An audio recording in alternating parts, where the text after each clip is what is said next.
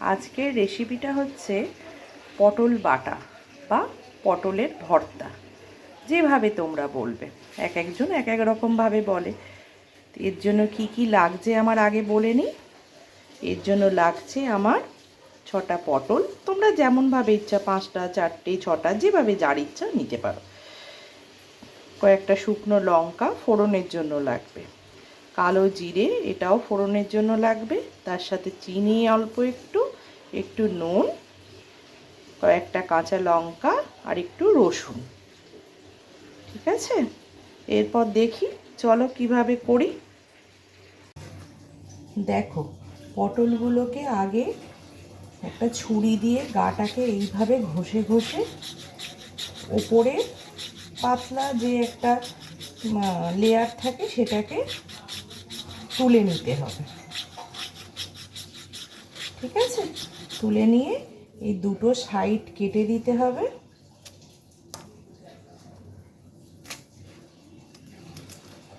কেটে তোমার ভিতরে চিড়ে নিলাম, আর নিয়ে এই যে ভিতরের যে দানাগুলো আছে সেগুলোকে সব বার করে দিলাম। এই রকম হলো। এটাকে এবার ছোট ছোট টুকরো করে আমি কেটে নেব। দেখো, পটলটাকে আমি ছোট ছোট টুকরো করে কেটে নিয়েছি। এবার একটা মিক্সার গ্রাইন্ডারের মধ্যে এই পটলগুলো সব দিয়ে দেব।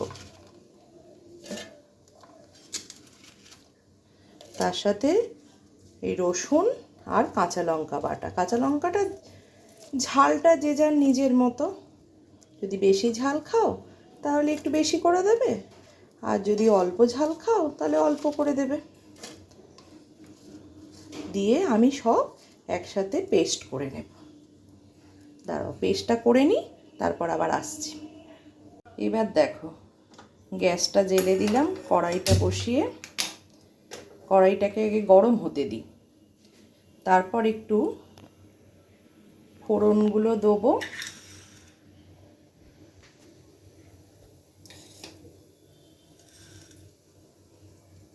কড়াইটা গরম হয়ে যাক।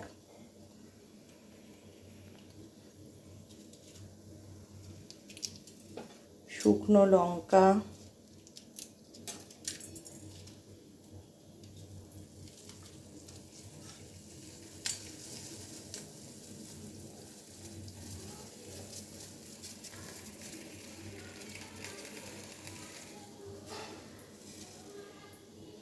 আর এই কালো জিরেটা।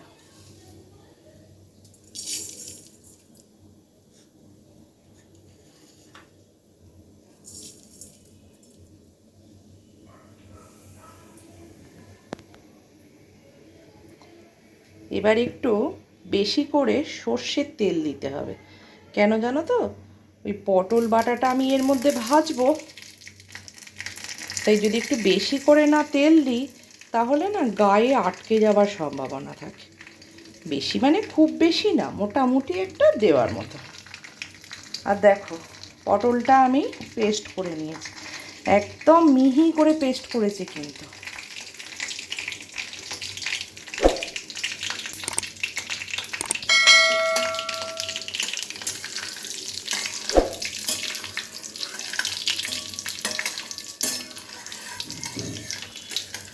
তেলটাকে না তুলে তুলে আমি একটু কড়াইয়ের গায়ে লাগিয়ে নিচ্ছি। কেন বলো তো? না হলে না নাড়তে নাড়তে বড্ড কড়ার গায়ে আটকে যায়। বেশ ভালো করে যখন গরম হয়ে যাবে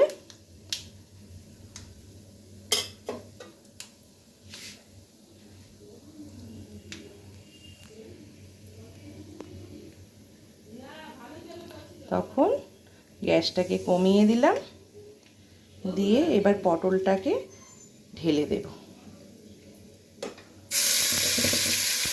আস্তে আস্তে ঢালবে, না হলে কিন্তু তেল ছিটকানোর সম্ভাবনা থাকে।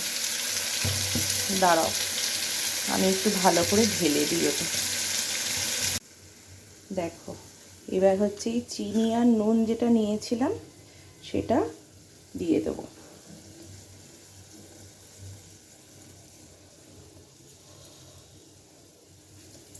মিষ্টিটাও যে যার নিজের মতো দেবে, যে যেরকম মিষ্টি খেতে ভালোবাসো।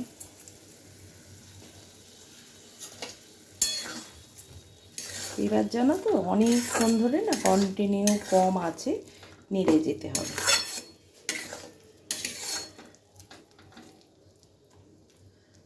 আসলে কি জানো তো,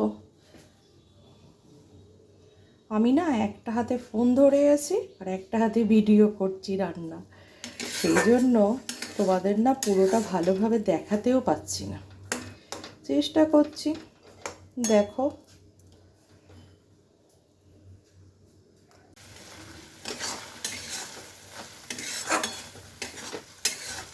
এইভাবে বারবার নাড়তে হবে কিন্তু, না হলে কিন্তু কড়ার গায়ে লেগে যাবে।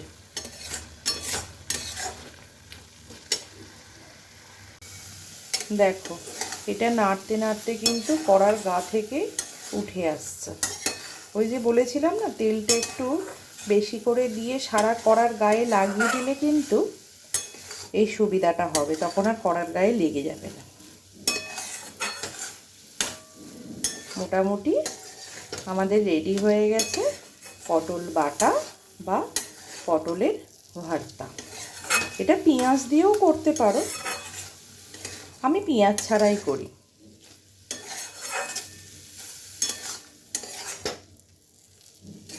ব্যাস রেডি আমাদের রান্না। ব্যাস রেডি। ভালো লাগছে না দেখতে? খেতেও কিন্তু খুব সুন্দর হয়।